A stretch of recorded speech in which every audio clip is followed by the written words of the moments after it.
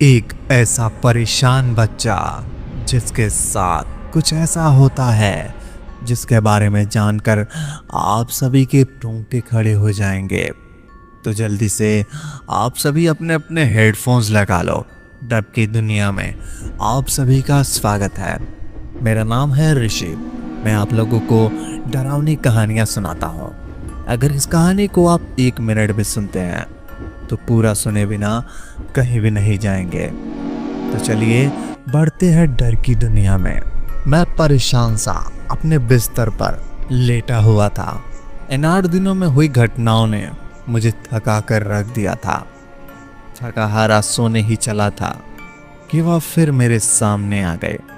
बर्तन धो लो महाराज, खाना ना खाकर कोई एहसान नहीं कर दिया। अरे जब कमाई नहीं है तो तीर्थ यात्रा का शौक क्यों सवार किया। हमने उठने में ही भलाई समझी और लग गए बर्तन धोने। अब मैं किचन के अलाल खड़ा था। रात की 10 बज रहे थे। यही तो समय है जब वह आती है, वह नहीं जो आप समझ रहे हैं। चलो बताते हैं। पहली वाली वह कौन थी? आप समझ गए होंगे कि वह कौन थी, पर फिर भी हम बताते हैं।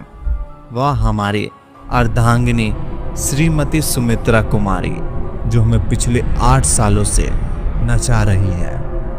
और वो बाद वाली वह जिसकी कठपुतली बनने हम खुद ही इन 8 दिनों से नहीं बच पा रहे हैं। आप गलत समझ रहे हैं। मेरी कोई प्रेमिका नहीं, ना ही कोई दोबारा प्रेम हुआ है।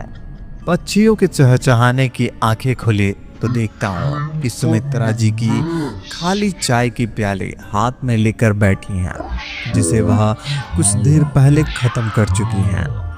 ये इससे निकलने वाली भाप का पता लगाया जा सकता है। उठे देखते ही कहती हैं, ये प्याली ले जाओ, धो देना। दूध खत्म हो गया था तो एक ही प्याली बनाई।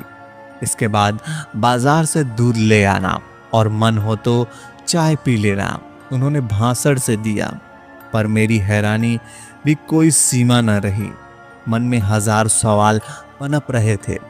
रात को क्या हुआ था? मैं यहाँ कैसे आया? सुमित्रा जी की इतनी बदली कैसे हो गई? इन सब सवालों में जवाब मुझे देने वाला कोई नहीं था। यह बात नहीं है कि सुमित्रा जी पहले मुझे अपना भगवान समझती थे, पर वह एक प्याली चाय दे ही देती थी। कुछ नहीं समझ आ रहा। रुको, कुछ याद आ रहा है। मुझे याद आया वो नजारा जब वह सुमित्रा जी के साथ दरवाजे पर खड़ी हुई थी। अगले ही पल उसके हाथ में था एक काम ठीक से नहीं होता, तोड़ दिया ना। कह रही थी शाम खाना खा लेते तो चक्कर ना आता। पता है ना, एक समय खाना खाओ तो चक्कर आने लगता है। मैं हैरान तो बहुत था, पर मेरे पास न ही कुछ सोचने का समय था कि कब उन्होंने मुझसे खाना खाने वाली बात कही, और न ही उनके मेरे प्रति बदलाव भाव का कारण का। कुछ तो ऐसा था जो हमारी समझ से परे था। इन सब से हमारी श्रीमती जी का संबंध और घटना का क्या हमारे साथ पिछले 8 नहीं 9 दिनों से घट रही है। अधिकारक के कमरे में आकर आराम करने का समय मिलता है। सस्पेंस में तो भी बहुत हैं, पर पता नहीं कर पा रहे हैं या नहीं।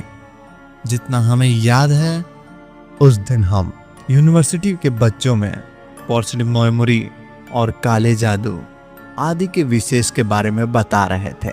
वैसे तो काले जादू पर हम विश्वास नहीं करते, पर अब करना ही पड़ रहा है। अभी के लिए इस बात के किनारे करते ही क्यों, पॉजिटिव मेमोरी पर हमें कुछ दिन पहले तक विश्वास था, पर अब यह विश्वास धुंधला पड़ता जा रहा है। बताएंगे जी। हम सुमित कुमार भूल गए क्या? ठीक है बताते हैं। हम सुमित्रा जी के पति हैं। भले ही कुमार और कुमारी हों, पर शादी के पूरे 18 वसंत के पूरे कर चुके हैं हम। अब घर वालों के नाम ही कुंडली देखकर रब ने मिलाई जोड़ी, रब ने बनाई जोड़ी, कर करके शादी तो करवा दी, पर भुगतना हम रहे हैं। खैर छोड़िए, अभी के लिए कुछ स्पोर्ट करते हैं। ए इम्पोर्टेंट क्या है हमारी कहानी, सब बताएंगे ना। तो सुनिए, लगभग 8 या 9 दिन पहले की बात है। रात का समय था। सुमित्रा जी की कहीं निकलने की तैयारी में लगी हुई थी। मेकअप, पाउडर, लिपस्टिक, फलाना और उनका पकड़ा हो रहे थे। और वो थी कि सब कुछ थोड़ा थोड़ा अपने चेहरे पर लगा रही थी। एकदम पारिवारिक माहौल था। हमको यह सब बिल्कुल भी पसंद नहीं था, पर हमारी वजह से ये सब वो कर रही थी, तो हम कहें क्या ही कर सकते थे। ना, हमको रिझाने के लिए नहीं भाई, उसी कटी पार्टी के जाने के लिए।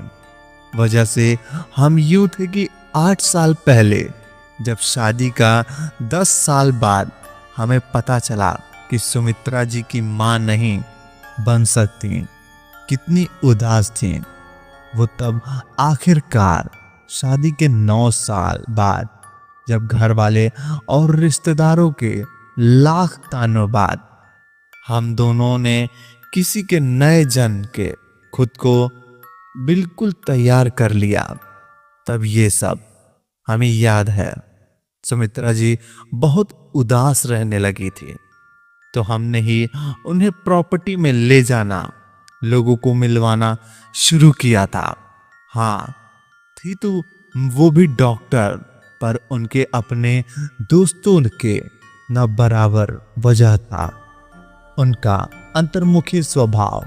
वैसे तो हम भी कोई बहुत मिलनसार व्यक्ति नहीं थे, पर दोस्त हमारे काफी थे, तो हमने भी लगभग उनके साथ ही सब शुरू करने की कोशिश की। सुमित्रा जी संभल तो गईं, पर बदल गईं। हमारे स्वभाव ने बदलने का इनकार कर दिया, पर सुमित्रा जी को जिंदगी में पहली बार ये सब काफी अच्छा लग रहा था। लेट नाइट पार्टीज, ये पार्टीज वो पार्टीज, सब उनके दिल में घर करते गए, और हम तो रह गए बस एक नौकर।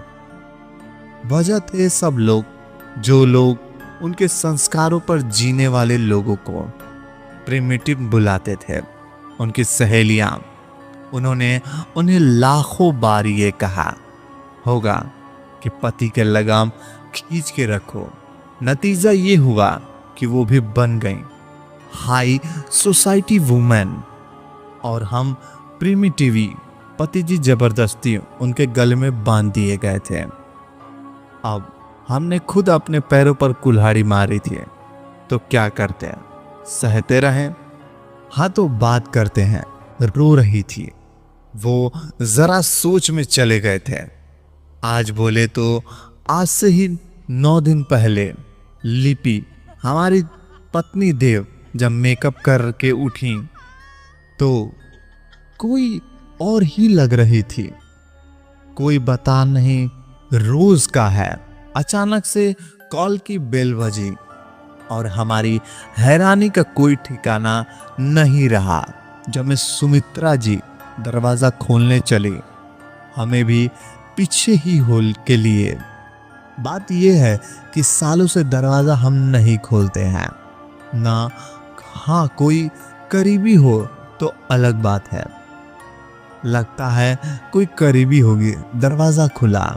जब हम गए, सामने वह खड़ी थी, उसके हाथ में चाकू, और फिर पलक झपकने की देर थी, क्योंकि पलक झपकते